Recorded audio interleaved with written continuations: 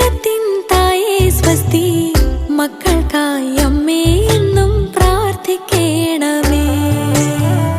കർത്താവിന്റെ അമ്മേ സ്വസ്തി, സ്വർഗത്തിൻ തായേ സ്വസ്തി, മക്കൾക്കായി